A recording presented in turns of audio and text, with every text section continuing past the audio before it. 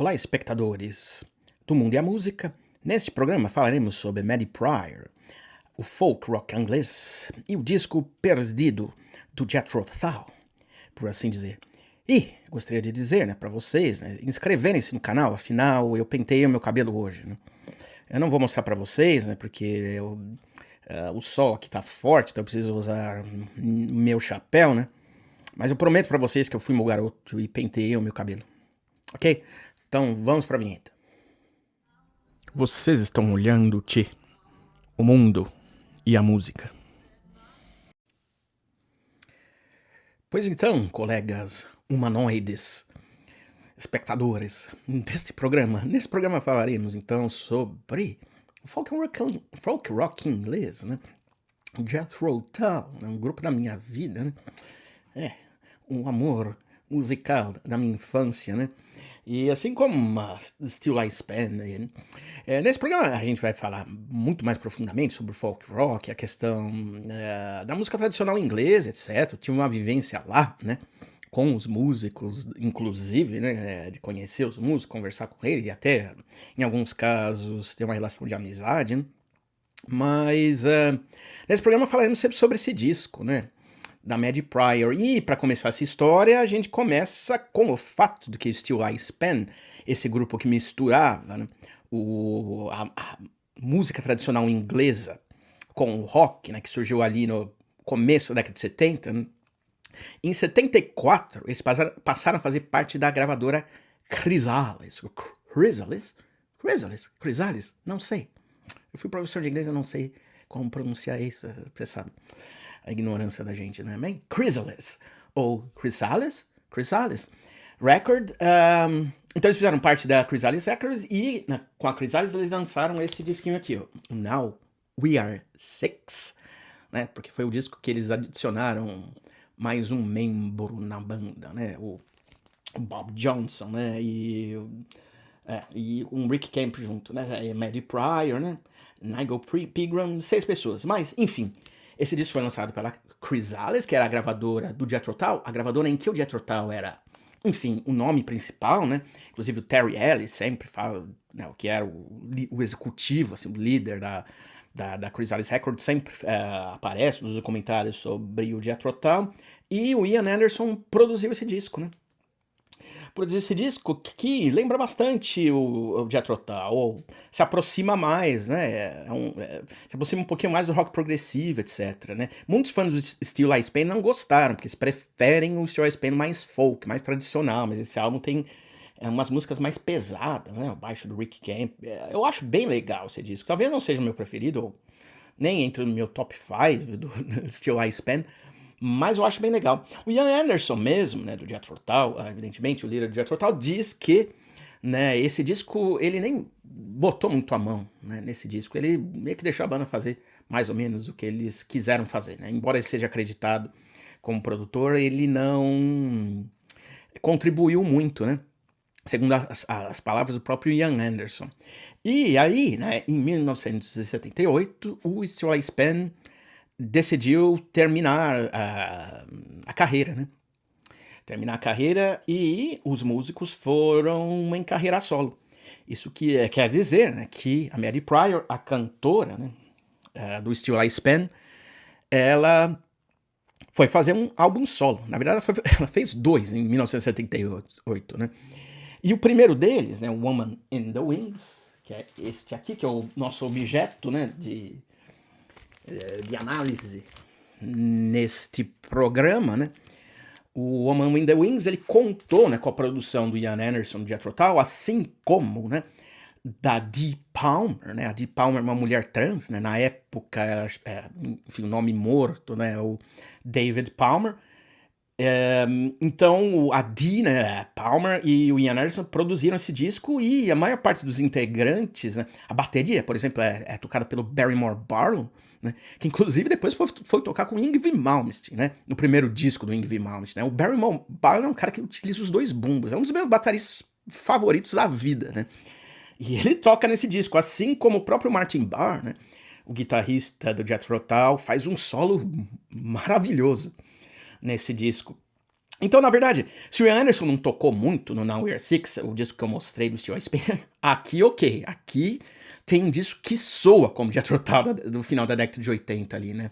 Jethro Tull da época do Too Old to Rock and Roll, Too Young to Die, né? Um disco que muita gente não gosta, mas eu gosto bastante, ou mesmo do Heavy Horses, né? Sobretudo, né, desse lado mais folk, né? Songs from the Wood, Heavy Horses, mesmo do Too Old to Rock and Roll, que eu gosto bastante desse disco. E esse disco soa muito dessa maneira, né? Inclusive, eu amo demais a produção da Dee Palmer, né? As orquestrações, elas são meio bregas, assim, eu não sei, mas é muito linda. Pode parecer meio contraditório, mas elas são meio um kit, no sentido de ser adocicado, né? No sentido de ser algo palatável, mas só estranho, né? Só meio entre palatável e algo que a gente não consegue conceber, meio onírico, não sei. Mas eu amo demais o trabalho da Dee Palmer como arranjadora e o trabalho que ela faz nesse disco, né? Junto com o Ian Anderson e todo o pessoal do Jethro Tull, né? Então esse disco é um dos discos favoritos da minha vida, sem dúvida, né? Ah, né? Esse disco começa, né, com a faixa Woman in the Wings, né? Que é a faixa título do disco e que tem um órgão, espécie de melodian. Eu não sei que forma né, de instrumento de teclas é, mas eu acho muito curioso como eles fizeram soar. E esse disco tem algumas faixas que são realmente out of this world, né? Outerworldly, né? Algo acústico, mas que soa ah, estranho, né? De maneira absolutamente captivante pra mim, né? Tá? A primeira faixa, One in the Wings, adoro. A segunda, Cold Flame, que tem um solo absolutamente genial do Martin Barr. Que o Martin Barr, do Jethro Tull, é meu guitarrista favorito da vida. Não que eu tenha muito guitarrista favorito, ou que eu me ligue muito em relação a solos de guitarra ou guitarra. Não, sou uma pessoa muito guitarra, né? Mas, né, o solo de Aqualung, por exemplo, do Martin Barr, é a coisa mais, o solo mais bonito que eu já ouvi na vida. E esse solo de Cold Flame é quase tão bom quanto, né? E o baixo, né, do John Glasgow, né, que inclusive faleceu depois, né, que é um excelente baixista, e o Barry Morton na bateria, essa segunda faixa, Cold Flame. Mother and Child, a terceira faixa, muito interessante, é um diálogo entre a mãe e um filho, né? E como a mãe diz, por que você não se casa? Por que você não quer ter filhos? Você sabe, é difícil ter filho, né? Pois é, né? Como é que você lida então com essa perspectiva, né? Então olhe um pouco mais as coisas do meu lado. Se é difícil para você, ou se você mesma, né? Ou mesmo não quer ter filhos, então enxergue melhor o papel dos seus pais na sua vida, né? Então, essa música é muito bonita, né? O poeminha que é. O poema, né? Que a Maddie Pryor escreveu. Gutter Geese também, a faixa que segue. O lado A desse disco eu amo demais. E Gutter Geese é uma faixa que diz: Come be merry, be my friend. Seja feliz, cheer up, seja otimista na vida. Mas, ao mesmo tempo, a melodia é absolutamente triste, né? Então, é uma ironia tão grande, né? É quase um lamento, né? Mas dizendo, seja feliz, mas não vai dar muito certo, né? E muito legal a Gutter Geese. E Roller Coaster, que é a música que fecha, né, esse lado muito influência de Jethro Tull também, né? E bem legal, a letra fala inclusive sobre o fim do Steel Ice Pen, né? Essa montanha russa, Roller Coaster, é a descrição que ela fez da última tour do Steel Ice Pen, né? Que foi muito legal, teve seus altos e baixos ali, mas é que enfim, né? Que ela aproveitou muito. Ou talvez seja uma reflexão sobre a carreira, né? Sobre o próprio a carreira do Steel Ice Pen, né? O lado B desse disco eu gosto menos, né? As duas primeiras faixas, Deepwater e Long Shadow, são legais, são baladas interessantes, né? Profundas também. I Told You So é uma música mais bobinha, assim, mas quando a gente gosta do disco, isso é interessante, né? Quando a gente ouve muito um disco, mesmo as músicas que a gente não tem grande carinho, a gente acaba tendo alguma forma de apreço. No entanto, eu amo, né, a quarta faixa deste lado B, que é Rosettes, né?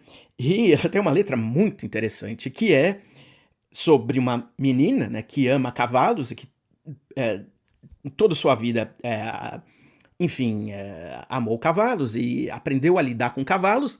E a Maddy Prior fala, né, no refrão, né, que talvez essa seja uma forma de aprender a lidar com os homens. Eu acho muito legal. Inclusive, era um período que ela estava com problemas com o esposo dela, o Rick Camp, né? Com quem ela teve uma filha, né? Inclusive, né? Então, essa letra que ela diz que lidar com cavalos talvez seja. Isso diz com garanhões, stallions, né? Stallions em inglês, garanhões, talvez seja a melhor maneira, né, de aprender a domar, né, os homens, né? Muito legal. E acaba com Cat Eyes, né? Que é um reggae. É até interessante, né? Mas não tem muito o que ver, hein? Ainda que tenha todo esse pessoal do Jethro, né? Todo esse pessoal do Jethro, né? Deep Palmer. Né? O Ian Anderson faz em Roller Coaster, por exemplo, desse. É fácil ouvir a voz do Ian Anderson fazendo backing vocals, né? Então soa muito Jethro Tull, né? E Rosettes também, né? Com o bumbo duplo do Barrymore Barlow, né? E com a voz da Maddy Prior. Então, pra mim, é um dream thing, né? Ouvir esse pessoal junto, né? E a última música, Baggy Pants, é meio uma galhofa, né? O Steel Spain fez muita galhofa, né? Inclusive, no outro disco que eu mostrei, né? Antes, né? Anteriormente, o Now You're Six, né? Do Steel Spain, termina com uma galhofinha também, né? Com uma galhofada, né? Com a participação do David Bowie, né? O Ian Anderson, né? Chamou o David Bowie pra tocar de fato, na To Know Him Is To Love Him, que é uma música do Phil Spector, né? Não do Phil Spector, enfim, mas do grupo dele ali, né? Do Phil Spector, né? Que é um produtor importante da música, enfim, produziu Beatles, produziu Ronettes e tudo isso. E é uma música que ele gravou com o grupo dele, né? Phil Spector and the Teddy Bears, né? Na década de 60. E o Ian Anderson chamou o David Bowie pra tocar nesse disco, né? Então, o David Bowie participa desse disquinho aqui da tradição folk rock em inglês, né? E o Steel Spain tinha essa tradição de terminar os discos com uma galhofinha, né? E às vezes irritava, né, os fãs, porque a última música era sempre um negócio americano, enfim, para eles dizerem mesmo, para com essa coisa de dizer que a gente precisa ser tradicional em inglês, tá? Que esse tradicionalismo, blá blá blá. A gente vai fazer o que a gente gosta. E eu acho até mais legal os últimos discos do Steel Spain que os primeiros. Mesmo que os fãs ainda hoje prefiram os primeiros, eu não. Eu prefiro os discos do meio ali, até os discos mais tardios, né? Eles lançaram um disco com o Terry Pratchett, né? Aquele escritor de fantasia e tal, né? Que fez aquele documentário maravilhoso, né? Sobre eutanásia e tudo, né?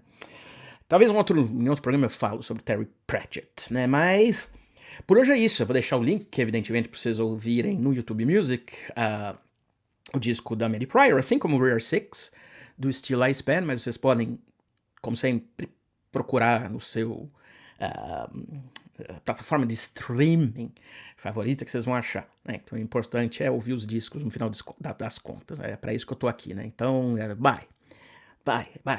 Boa noite para vocês. Com 7.000 elfos. Bye.